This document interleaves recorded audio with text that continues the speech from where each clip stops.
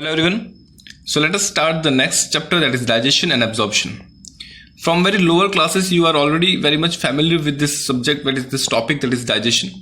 So simply, what does digestion mean? So whenever we take the food substances inside our body, so that food substance which is taken inside is very complicated in nature. You cannot basically whole food substance will not be utilized by the body, okay, because that food has to be transported at each and every part of our body. Each and every cell has to receive that particular food substance. Now that food particle which we take inside is very complicated and bigger in size, so that food has to be first of all has to be broken down into simpler form. That should be broken down into that simplest form by which the cells of our intestine and the cells of our different organs will be able to absorb them, and will be able to, that can be transported to different parts of the body where that food substance can be utilized for the biochemical reaction, maybe for the formation of energy or the formation of structural part of the cells. So the food substance which we take inside is of a different size and shape, okay, but the food substance which is actually utilized by the cell at the basic level would be of again different size and shape. So the whole process of taking the food inside, breaking it down into simple form, again breaking it down to simplest form, okay, and then absorption of that particular food substance, and then transportation towards this transportation of that food substance to a cell, and the utilization. This whole process is basically important to carry out all the functions of the body. So the first process, which is basically breaking down a food substance into simpler form, is called as digestion, and then this simplest form of food substance is basically uptaken by the particular parts of the body, is called as absorption. So we are going to start with the digestion today. Okay, so let us start. So the food substance which we eat is, in scientific term, we can call them as nutrients. So what are nutrients? Nutrients are the substances which are taken up by body for production of energy, or for formation of body structure, or for any other purpose as well. So what are nutrients? Nutrients are substances which are taken up by body for production of energy, for production of for the formation of body structure, or for any other use as well. Now the nutrients can be organic or inorganic. You may write it down. So nutrients can be organic or it may be inorganic. You should note it down, right? So nutrients can be organic or it can be inorganic. Now this broadly, the nutrients can be divided into two types, that is macronutrients and the micronutrients. Macronutrients and the micronutrients. So when I say macronutrients, the name itself suggests you that it would be consisting, macro, it consists of those substances which are required in a higher amount, we can say. And apart from this, we can say, write it down, the macronutrients are those nutrients which are responsible for production of energy. These are the nutrients which are responsible for production of energy. So they are responsible for production of energy. They are responsible for formation of body structure. They are also responsible for formation of body structure of an organism. So these are the substances which are used for formation of energy and formation of body structure. Okay, while they are also required by a body in a high amount comparatively, we can say. Okay, so that's about macronutrients. It would be consisting carbohydrate, protein, and the fats. These are the main nutrients which are utilized by organism. If you are not able to get these nutrients in a proper time, then the person may even not be able to survive for a longer duration. So these are called as macronutrients. These are called as macronutrients because they will be the one which will be responsible for formation of energy and also for the formation of the body structure. Okay, next one is the micronutrients. The name itself, again, let us say it's just when we compare with the macro, it would not be utilized. It will not be forming the energy. So that micronutrients are those nutrients which are not forming the energy, and they are also not responsible for forming any body structure. Hence they are called as micronutrients. And the main important thing is about micronutrients is that although if the body is not receiving the micronutrients properly, the body will not die. The person will not die immediately, or it will not be basically getting killed immediately. But the deficiency of these micronutrients may lead to several diseases or the abnormal functionalities in particular organism. So you should write it down. The deficiency of the micronutrients may lead to disease or abnormal functioning of organism, abnormal functioning of the organism. That was about the type of nutrients, that is macronutrients and micronutrients. Mainly these vitamins and minerals are the one which comes under the micronutrients. So if a person is not taking the vitamins, if the person is not getting the daily consumption of vitamin, then he may not be able to carry out his function properly. He will not be able to feel properly. He will not be able to, but still he will be living, he will be surviving. He might be suffering from some deficiency disorders, but still he will be surviving. So that's what the micronutrients are. Okay, but if the person is not taking the carbohydrates for a long period of time, then he may not be able to survive in a proper manner, or he may die as in. Okay, so that was about the macro and micronutrients. The next one is macro elements. Now again you have to keep in mind the previous one was nutrients, it was macronutrients, and now we are talking about the micro elements. When I say element, it consists of mostly the minerals or the ions which are basically used by the organism, for different type of biochemical reactions.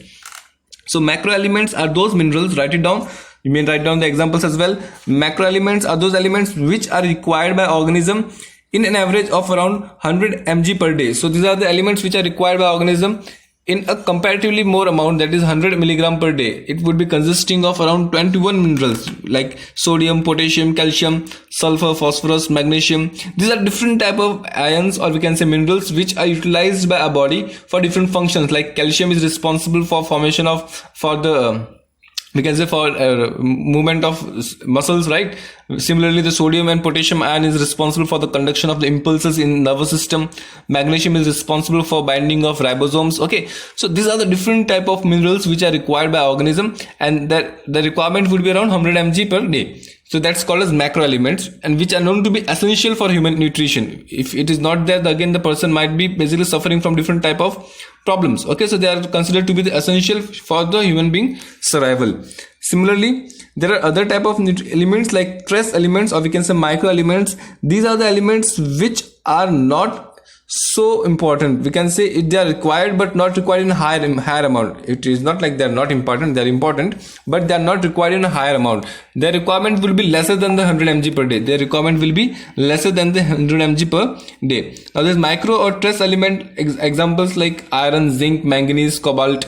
These are the different type of elements which are not required in very high amount. They will be required in very minimal amount for the functionality of organism, right? So there are around, even the vitamins are considered to be this under this trace elements only. Okay, but here we are considering mainly we are considering about the elements, that is the different type of ions like iron, zinc, manganese, cobalt, etc. Okay, so that is our nutrients. Nutrients are of two types, macro and micro. Macro, formation of energy and formation of body structure. Micro are responsible for basically the deficiency may lead to diseases and abnormal functioning. Macro elements are the elements required around 100 mg per day. Example we have seen sodium, potassium, phosphorus, calcium, right? And trace elements are the one which are required in less amount. Example iron, cobalt, zinc, manganese, etc. So that is about the nutrients. Now let us see the nutrients which are present in atmosphere, in the surrounding. The nutrients which are present in the surrounding has to be taken up by the organism. And this process is called as nutrition. What is nutrition? It's basically process by which organism either synthesize the nutrient or uptake the nutrients which are already present in surrounding. So you have to understand that what is nutrition? It's a process by which the organism either synthesize. The process by which an organism either synthesize the nutrients or it will be utilizing, or it will be taking the nutrients from surrounding. So that can be of different types. Majorly we are knowing that there are two type of nutrition. That is autotrophic nutrition and heterotrophic nutrition. You are already aware of these two type of nutrition, that is autotrophic nutrition and heterotrophic nutrition. Now you also know that in the case of autotrophic, the organism is self-dependent. Okay, while the heterotrophic, the organism is basically dependent on others. Okay, so autotrophic, we know that it is photosynthesis and photosynthesis is the one. Photoautotrophic and chemoautotrophic are the two type of autotrophism. Mainly the photosynthesis is the one which comes under the autotrophic nutrition, and the other is the heterotrophic nutrition, which has got different other types. We'll be seeing them right now. So we are not going to deal this about autotrophic nutrition because you have got a different chapter regarding that, that is photosynthesis. And so you will be knowing that the photosynthesis and the chemi-autotrophic nutrition is basically taken care by the, is only found in the plants and few of the bacteria and some algae as well, right? So even algae will be considered as a plant and some protista also. But now here we are talking about the nutrition which is found in animals. So you have to keep in mind that always animals will be basically carrying out the heterotrophic mode of nutrition. Always animals will be carrying out the mode of nutrition that is the heterotrophic mode of nutrition. This is something you have to understand. Okay, now what all different type of nutrition are found in the animals? First of all, mostly the animals, right? So first of all, the holozoic mode of nutrition. The holozoic mode of nutrition is the nutrition where is the mode of nutrition where the whole of the organism is taken inside. We can say whole of the food substance, whole of the animals, or whole of the animals, or whole of the plant, or we can say part of plant or part of animal is taken inside the organism. Is taken inside the organism. So what is holozoic? Holo means it is basically the whole, full.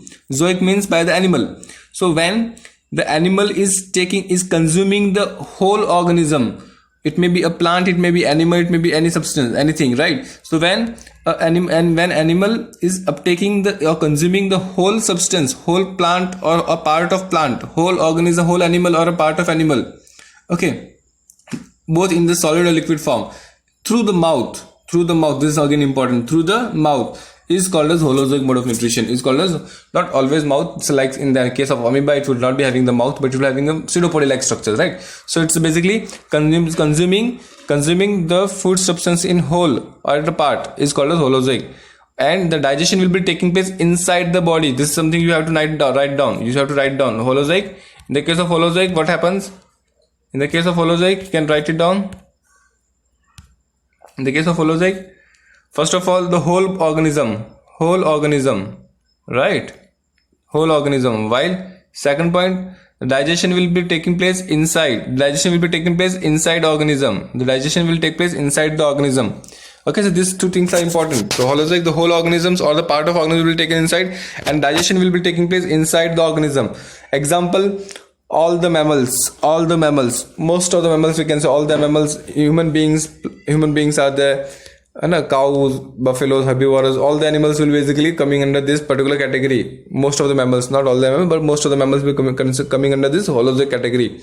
Next one is saprozoic. Saprozoic, the name itself suggests over here, the digestion will take place outside the body. So this is my body, and digestion will take place outside. So this is the digestion taking place outside the body, and then it will be taken inside. So in the case of saprophytic mode of nutrition, the digestion of the food substances taking place outside the body. Note it down. The digestion of the substance will take place outside the body. Example, fungi and bacteria. Example, fungi and few of bacteria. Most of all the fungi are saprozoic in nature. All the fungi are saprozoic in nature. Normally the animals are not found in saprophytic nature. Right? Next one is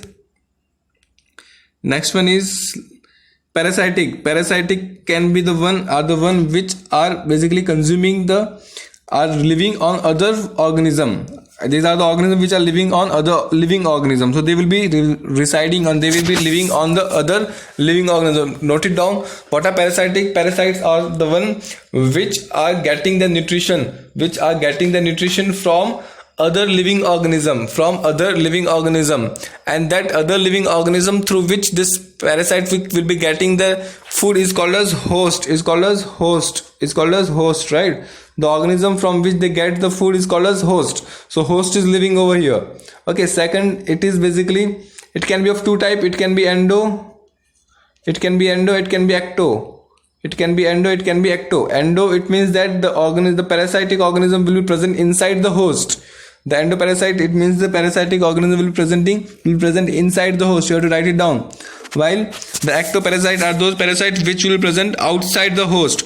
The endoparasite example, you can write the worms like tapeworm, right? Parasitic, endoparasite. While the ectoparasites example, you can write the lice, lice, right? Lice, which is present on the hair. Okay.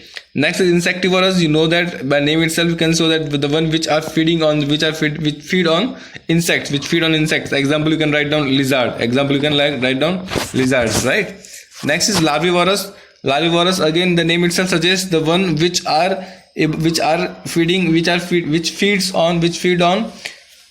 feed on larva. Examples, many fish basically what do they eat? They eat the larva of frog or the larva of other fish and all that, right? So they mainly eat the larva, okay, mainly the larva of other insects as well, and they are called as larvivorous. Mainly you can write down fish and dragonfly. You would have seen the dragonfly mainly it would be flying on the water surface, okay. So what do? They basically fly to eat the larva which is present on that, okay. Next is the voracious feeder. It means the voracious means the organism which will be continuously eating. It will be eating continuously and taking a huge amount of food in comparison to its body. So these voracious organisms are those animals or those organisms which will be taking so much food inside. They will be eating continuously and will be eating more than the size of the body. Okay, and these are called as voracious eater. Okay, example we can say dragonfly and the gambusia fish. Dragonfly and the gambusia, Gambusia, gambusia fish. These are the two type of voracious eater. Okay, next is cannibalism. Cannibalism is a type of feeding habit. It's a type of feeding habit where basically the organism will be eating the other organism which will belong to the same species, so they feed upon their own species, right? So suppose the one human being is eating another human being, so that is called as cannibalism. This is not natural in case of human being, it is not natural in the case of human being, but in ecosystem, in environment, we can see there are different type of instances where this is found as a naturally, like the snakes, cockroaches. So one cockroach may be eating the other cockroach as well. One snake might eat the other snake as well, right? So this is called as cannibalism. It can also be found in scorpion, frog, etc. So cannibalism is when an organism will be eating an organism of same species. Next one is the sanguivorous. It means that these are the type of organism which will feed upon the blood. Okay, it will be basically sucking out the blood of the organism. They can be called as sucking out. They will be sucking out the blood of an organism. They will not be living on that organism for the whole time. But for the feeding purpose, for the food purpose, they will be basically sucking out the blood from the organism. Okay, example it will be consisting of vampire bats, you will be knowing, the female anopheles, right? The mosquitoes, while the leech, these are the one which basically are feed on the blood. Okay, so example, they are called as sanguivorous feeder. Next one is filter feeder. The filter feeder are the one which feed upon the micro food particles. Now, in some case like whale, they are found in the ocean, right? So there they will be having different type of food particles. Like someone will be in bigger size, someone will be small size. So what they do, they separate it out. Separate out in a manner they will be sorting out the macro food particles and micro food particles. So out of this, the macro food particles will be rejected, and only those particles that is small in size, that is micro food particle, will be taken inside. Okay, so here these are the animals which will basically filtering their food particles. They will be filtering the food particles before taking them inside. Okay, so they will be filtering the food particle. So examples are whales, sponges, okay, paramecium. These are the different type of organisms which will be filtering out the food particles, and they will be rejecting out the macro or micro and taking inside one. Mostly they reject the macro one. Okay, next one, detritus feeder. The name itself suggests. What does detritus mean? It is the organic substances which are basically present in the soil. And which is getting decomposed. So here these are the organisms which are basically depending on the food material, or we can say the organic substances which are getting decomposed in the soil or in the ground particularly. So these are called as detritus. Like suppose Suppose an organism has died, animal has died, so its body will be lying in the particular region for a long period of time. Then it will get decomposed, it will decay with the course of time, with the heat and with the water which is flowing through the. Now these small organic substances will be further decomposed, okay, and this decomposition will be basically taken care by some specific animals or specific organisms. These are called as detritus feeders. Example, earthworm, as we have already studied about the earthworm. So they are detritus in nature. That is about the detritus. Last one is the coprophagus. Copro means the fecal waste. And phagus means eating. So these are the animals which will be eating their own fecal matter. Right?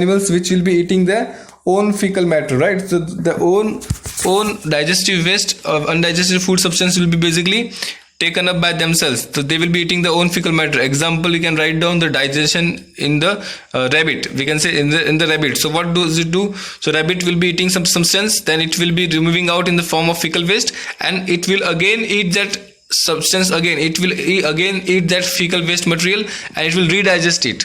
Okay, so that it can digest the cellulose particularly. So these are the different types of mode of nutrition which are found in animals particularly. So that was about the mode of nutrition. I hope this is clear. Holozoic, saprophytic, saprozoic, parasitic, insectivorous, larvivorous, voracious, cannibalism, sanguivorous, filter feeder, detritus feeder, and coprophagus. So that was about the mode of nutrition. Now let's start with the digestion as a whole process. So as we have already seen that what digestion is. So digestion is a process where a complex food substance is broken down. Complex food substance is broken down into simpler form. It is broken down into simpler form by mechanical and biochemical method. Now this is something important. When we say that's the biochemical and mechanical method, what does it mean? It includes both the type of methods. It includes both the type of processes. Mechanical processes, like when I'm chewing the food. When I'm chewing the food, that food is getting broken down with the help of my mechanical force, which is given by my jaws. Okay, so that is mechanical digestion, which is breaking down the food into small substances. While when it is acted by the enzymes, when the enzymes will be acting on it, like my ptyalin, my amylase, my pepsin, these enzymes will be acting on the food substance at different parts of the alimentary canal. So here the food is broken down by both the things. It is broken down by mechanical force as well as the biochemical reaction, and hence we can say the digestion is a process by which a complex food substance is broken down to simpler form, mechanically or biochemically. Mechanically by specific type of organs present in the body, and biochemically by the specific type of enzymes which are present in our body. This is called as digestion. Everything is clear. So what is digestion? Process of converting the complex substance into simpler form by mechanical or biochemical processes. Okay, now this digestion can be of two types. The first one is the intracellular and the second one is extracellular. Now what does it mean? Let me explain you. So when I say intracellular, so what will happen? In the case of intracellular, just a minute.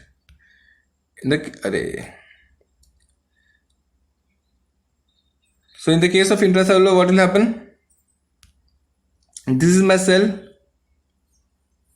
Okay, so the food particle is getting inside the cell. This food particle getting inside the cell, and here in this cell it will get digested. It will get digested in this cell. So this is called the digestion taking place inside the cell. It's called intracellular digestion. Example in the case of amoeba. So what is intracellular digestion? The digestion which is taking place inside the cell. Example, amoeba.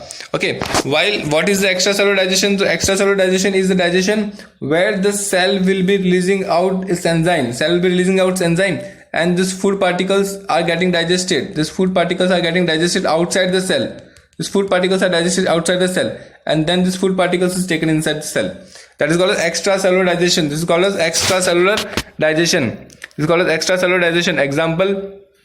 Example, we can say the digestion which is taking place inside the body, human beings. So what we do, the human beings will be basically having the food in the stomach cavity, and within this stomach cavity what will happen? The body will be releasing its enzymes, the different cells will be releasing enzymes, stomach and intestine and all this cavity, and there it is divided, it is digested outside the cell due to the enzyme secretion, and then it will be absorbed inside the body. Hence we can say that it is extracellular digestion. So we can say, what is intracellular digestion? You understood that digestion taking place inside the cell, and extracellular digestion, the digestion taking place outside the cell. Examples: intracellular, you can say amoeba; extracellular enzymes, you can say human beings. Okay, so that was about the digestion simply. Now, what is the digestive system of mammals? Digestive system of mammals. So the digestive system of mammals mainly consists of three parts. The digestive system of mammals mainly consists of three parts. That is the foregut. Foregut is the first part, the anterior most part. It is also called as stomatium. It is also called as stomatium. Now it is originated from ectodermal layer. Now you will be knowing that there are three dermal layers, that is mesodermal, ectodermal and endodermal, right? So it is basically developed from the ectodermal. So different parts of the alimentary canal, the different parts of the alimentary canal is basically is formed by different germ layer. Now when I say digestive system of mammals, you have to make sure that it consists of two things. You have to write down, you may write down, it consists of two things. It consists of, one is alimentary canal, and the other one is basically all the glands associated with this, all the glands and the enzymes which are secreted, So what are the digestive system consisting of? The digestive system, you have to note it down. The digestive system will be consisting of, first, alimentary canal. It will be consisting of the alimentary canal. Second, along with the alimentary canal, the different glands and their enzymes. So these all things will be coming under the digestive system, right? So here we will be starting with this.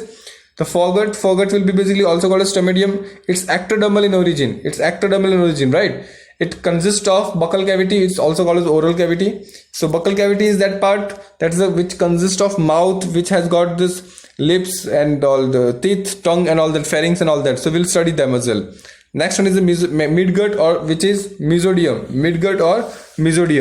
It is endodermal in origin. So foregut is ectodermal in origin, and the mesoderm or midgut is the endodermal in origin, which consists of pharynx, esophagus, stomach, and both the intestine, that is large intestine and the small intestine. Both are basically the part of the midgut, and they both are originated from the endodermal layer. So midgut consisting of pharynx, esophagus, stomach and intestine, both the intestines.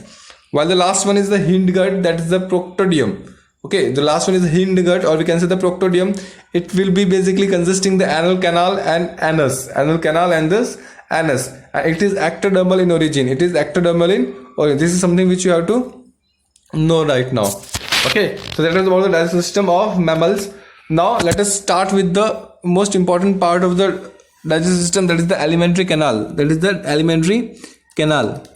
Okay, now the alimentary canal is the muscular tube-like structure. The alimentary canal is the muscular tube-like structure, and it's muscular tube-like structure, okay, which is extended of around 6 to 9 meters. This is something you have to write down. This is extended around 6 to 9 meters. So this alimentary canal will be consisting of around 6 to 9 meter. It consists of around 6 to 9 meter, right? So it is highly coiled in nature, because it won't be possible for a person to have a 6 to 9 meter of canal or this tubular structure present in the body. So it is highly coiled. Write down. So what is alimentary canal? It's basically a muscular tube-like structure which has got length of 6 to 9 meter, and is highly coiled in nature. Okay, so it starts from the mouth. It has got two terminals. The first terminal, which is the opening point, is called as mouth. So it has got two opening. The first is called as mouth and the second is called as anus. So it will be extending from the mouth to anus, that is around 6 to 9 meter, and is highly coiled in nature and muscular tubular structure. Got it? The alimentary canal, I hope you have written down. Okay, now this alimentary canal, the first part of this alimentary canal is the opening of the alimentary canal, that is the mouth. As you all know that what mouth is, right? So let us see what mouth consists of. Okay, so mouth is an opening. Which is bounded by upper and lower lip. The mouth is opening which is bounded by upper and lower lip, right? So here you can see that these are the two lips. This is upper lip and this is the lower lip. So all the parts which are present within these structures, are called as mouth. Okay, so this upper lip and lower lip will be responsible for basically covering this mouth.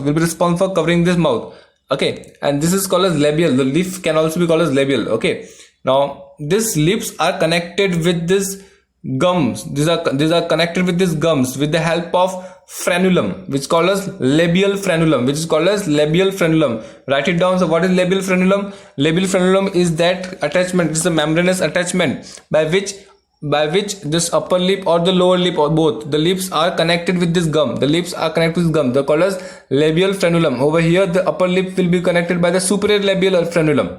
The upper lip will be connected with the help of superior labial frenulum, while the lower lip will be connected with the help of inferior labial frenulum. Okay, so you got it. So there are two types of labial frenulum. What are labial frenulum? The attachment of the membranous part which is responsible for attaching the lips to the gums. Okay, that is labial frenulum, superior and the lower. That's all about and this is responsible for covering the mouth. Next, it consists the palate. Now this palate would be having two different structures. The first one is the hard and the second one is the soft palate. So the hard palate is the one which is present anteriorly part. So the hard palate and the soft palate. So here you can see what is hard palate. Hard palate and the soft palate. The palate will be divided into two parts: hard palate and the soft palate. Hard palate is present towards the anteriorly part. It will be present in the front region, which will be consisting of the maxilla, premaxilla and palatine bone. You have to note it down. It consists of maxilla, premaxilla and the palatine bone. Okay, so palate, the hard anteriorly, and soft will be the posteriorly. The posterior part of the palate will be soft. So here you can say this is the hard palate, this is the hard part, while this just posterior to this is the soft part. This is the soft part. Okay, there is one more thing, vestibule. What is vestibule? Vestibule is basically that part between this teeth and this lips. You have to write down. What is the vestibule? Vestibule is a cavity. Between the teeth and the lips. Vestibule is a cavity which is present between the teeth and the lip, or we can say the space present between the lips and the teeth. Got it? That is vestibule. The palate, as we have seen, palate is nothing but it's a type of upper roof. It's a type of upper roof of the buccal cavity. You can write it down. What is palate? Palate is the upper roof of the buccal cavity, which consists of two parts. That is the hard part and the soft part. The hard part is present anteriorly, and the soft part is present posteriorly. The hard part consists of the maxilla, premaxilla and the palatine bones. Okay, now to this, now it will be after the soft palate. At the posterior part of the palate there will be some specific tissue like structure. At the posterior part of the terminal part of the soft palate, there will be a structure. This structure is basically hanging in nature. This structure is basically hanging in the throat region. And just besides this structure, we can find the tonsils. Okay, and this hanging structure is called as uvula.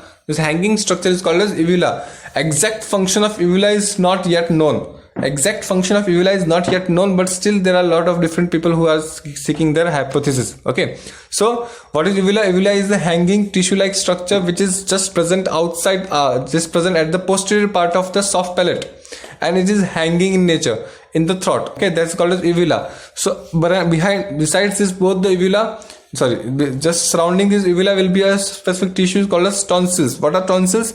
So tonsils are the lymphoid tissues. We will be knowing that what is lymphoid organs are. So it's a type of lymphoid organs. It's a type of lymphoid tissue, lymphoid organ which is responsible for the lymph system.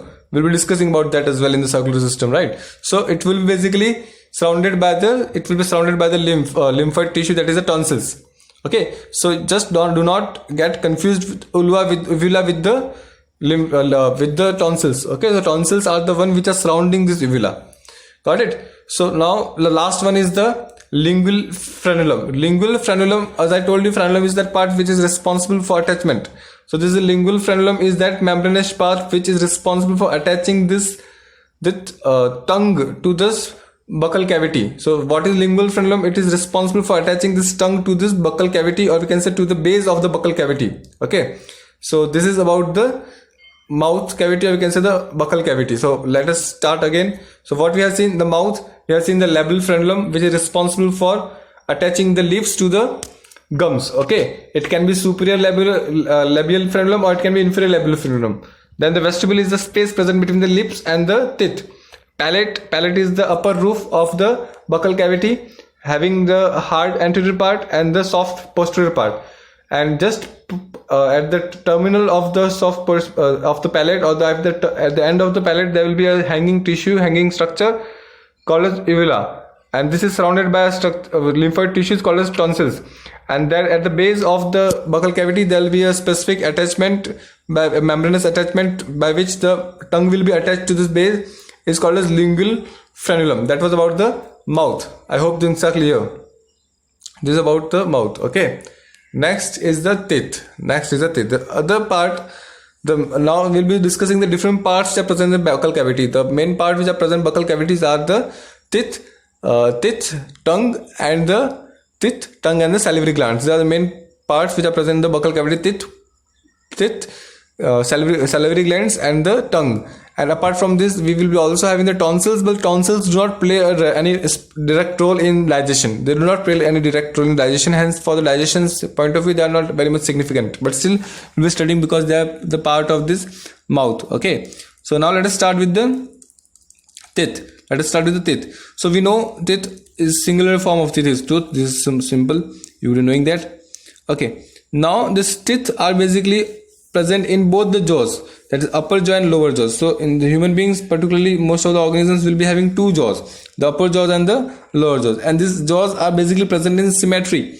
Like each jaw will be consisting two pairs of the teeth. Okay, so total there will be four pair of teeth. There will be two pair of teeth. It will consist four sets of teeth. It will be consisting four set of teeth, right? So a single buccal cavity will be consisting four set of teeth in the case of human beings. In the case of human beings, right now we are speaking about. So write it down. So in the case of human beings, there will be four set of teeth. Okay. Now the teeth in the case of human beings are heterodont. What does it mean, heterodont? Write it down. Heterodont are the type of teeth where different type of teeth are found. Over here you can see this is homodont. Homodont means all the teeth are of similar type. You cannot find any difference in the structure particularly, right? So they all are of the same types. All of the teeth are of same types. While when we say about the heterodont, what is there? The case of heterodont, the teeth are of different types. Over here you can see it is a sharp one, it is a flattened one, it is a bit of bulby one, right? So in the case of heterodont, the teeth will be of different types. So in the case of human beings are heterodont in nature. Note it down. Human beings are heterodont in nature. The second one is basically diphyodont. Diphyodont means that the human beings will be having two types. The human beings will be having the teeth two times. It means it will be having two sets of teeth during the whole lifespan. The first set of teeth will be during the young age. The first set of teeth will be present during the young age. It is called as deciduous in nature. Deciduous teeth. Deciduous means they will be falling down. After a particular period of time, they will be removed out. That's called as deciduous teeth. So that is called as young age, or you can say milk teeth. It is also called as milk teeth in the normal language, right? So diphyodont is consisting of two type of sets of teeth present in the whole lifespan. That is, first one is the milk teeth, or we can say deciduous teeth, which will be falling down, which will not be permanent. It will be temporarily. While after a particular period of time, after attaining a particular age, this teeth will be basically, the new teeth will be coming, which will be permanent in nature. And that teeth will be called as permanent teeth, right? So that was about the heterodont. So the human beings are heterodont and diphyodont. So you have to make it note, right? Human beings are heterodont and the diphyodont. Now, as I told you that it has got different types of teeth, and hence we are heterodont. So what different types of teeth are there? I hope things are clear. So what different type of teeth are there? The first one is incisor. Now the incisor are the one which are found at the most outside, or we can say it's found in the anterior part of the teeth, anterior part of buccal cavity. They are found at the anterior part of the buccal cavity. The main function of these incisors are for cutting the food substances, right? So mainly cutting particularly, and they have one root. Now we can see what is root. Let us see. So here you can see this is the teeth, this is the incisor, okay. Now you can see this is having one root. The root is that part of a teeth. By which the teeth is embedded within the jaw. The root is that part of teeth by which it is embedded within this jaw. This is root. So root is that part of teeth by which it is embedded or anchored or fixed within the jaw. So you can see this is the incisor. Incisor are basically fixed within the anterior part. This is the anterior part. This is fixed within the anterior part with the help of one root. And this shape is in such a manner they are responsible for cutting the food substance. They are responsible for cutting the food substance, right? Okay. So this is the incisor responsible for cutting the food substances, and they are having the one root. Now next is the canines. What are canines? These are the canines.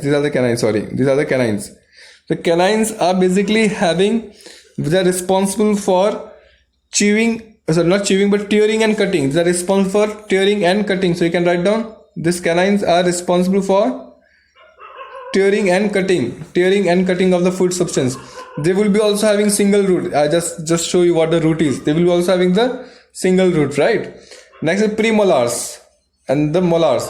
So premolars, here you can see, these are the premolars. Here the premolars 4 and 5, they are comparatively flattened.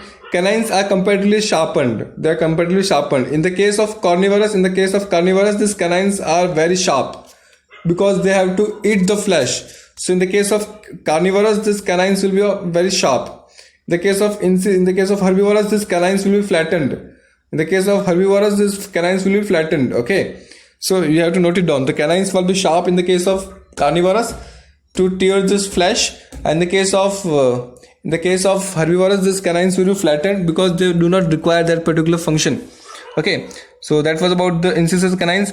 Premolars are the flat which are responsible for mainly the grinding and crushing of the food substances. And they'll be having this two roots. Two roots. Upper premolars will be having two roots, while the lower will be having one root. The upper premolars will be having two roots, while the lower will be having one root. Last one is the molars. Okay, last one is the molars. There are 3 molars present in each region, each particular section. So upper molars will be having 3 roots, while the lower molars will be having 2 roots, and they are responsible for mainly chewing. But the last molar, that is the final molar, will be basically not responsible for any purpose particularly. They will not be responsible for chewing. Okay, so molars are responsible for grinding and chewing. So this was about the teeth. So what you have seen about the teeth? The teeth are heterodont. That means we have got 2 different type of teeth. They're diffeodont. It means in the whole lifespan there will be 2 type of teeth will be formed. Incisors responsible for cutting, present anteriorly, have 1 root. And in the case of herbivorous, they will be forming a diastema. Mainly present in the rodents. So in the case of rodents, you know that, right? Like rabbits. In the case of rodents, these incisors will be basically forming a space. So there will be no canines, and hence there will be a space between these incisors and molars. So it's called diastema. In the case of elephant, these incisors are modified and will be found outside the body, and they will be continuously growing. And hence called as tusk. So tusks are type of incisors. Note it down. The tusk is a type of incisor. It's a modification of these incisors. Next, the canines for tearing the flesh particularly have 1 root. Premolars, upper has got 2 roots, lower has got 1 root, responsible for chewing and crushing. Molars, upper has got 3 roots and lower has got 2 roots, and again responsible for mainly the chewing and crushing, but grinding also. But here the last molar will not be functional. Okay, so that was about the teeth. The next lecture will be starting with the tongue. Let us first of all complete this dental formula as well. Now different organisms will be having different number of teeth. The same organism like human beings will be having different number of teeth at different stage of life. So I represent incisors, C represent canines, P represent premolars, and M represent molars. And this single formula represent the number of teeth and their types of teeth in a one part of the jaw. Like this is my whole mouth. This is upper jaw, this is lower jaw, this is upper jaw, and this is lower, this is upper jaw, and this is lower jaw. Each jaw can be divided into 2 parts. Right? So this formula will be basically for this single part of this single section of the upper jaw and the lower jaw, and this will be replicated into 4. This will be into 4. Okay, so we will be multiplying everything into 4. So here you can see in the case of child, so canines are 2, so incisors are 2, canines are 1, premolars are absent, molars are 2. So you can say 2102. What will the formula? 2102. So in one jaw it will be 2. It one jaw it will be into 2, right? So that's 10.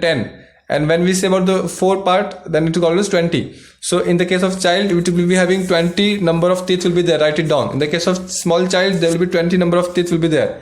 That is 2102 will be the formula for this child. 2102 is called as Denter formula. What we can call it as an 2102 at the upper and 2102. This is how it is represented. This is the upper and this is the lower. Okay, so 2102 is the dental formula for small child. Then up to 17-year-old, it is 2122. Up to 17 years old, it is 2122, because here the premolars molars will be only 2. So one molar will be still yet to be grown. Okay, so it will be 2122 up to 17 years old. That is around 17. Some might be having 16, some might be having 25 as well. Okay, so it will be around 28 numbers. And in the case of adult, when the person is adult, then it will be having 2123. The molars will be 3. The last molars is not actually in functional nature. They are not functional, but still they are present. So 2123 is the dental formula for adult human being. 2123 is the dental formula for an adult human being, which consists a 32 number of teeth. Now you note it out. It may be asked in the question, but you have to always see the question properly. What is it asked? Whether it is asked for an adult person, or it is asked for a boy, small boy, or it is asked for a small child, young child. Okay, so you have to note it down. And this is about the rabbit. As I have told you, in the case of these rabbits, there will be no canines. So here the canines will be absent, and it will be having a space, and that space is called as diastema. Okay, so here the case of rabbit, it will be 203231. So it will be having 2033. We can say 28 number, right? 28 number. So I hope things are clear. Dental formula is clear. Okay, and next about the teeth we will be discussing in the next lecture. Okay, that is about the teeth. Okay, so in the next lecture we will be discussing the structure of teeth, and also we will be discussing about the different parts of the teeth. Okay, then we will again start a new topic. Okay, that is about the teeth up to now.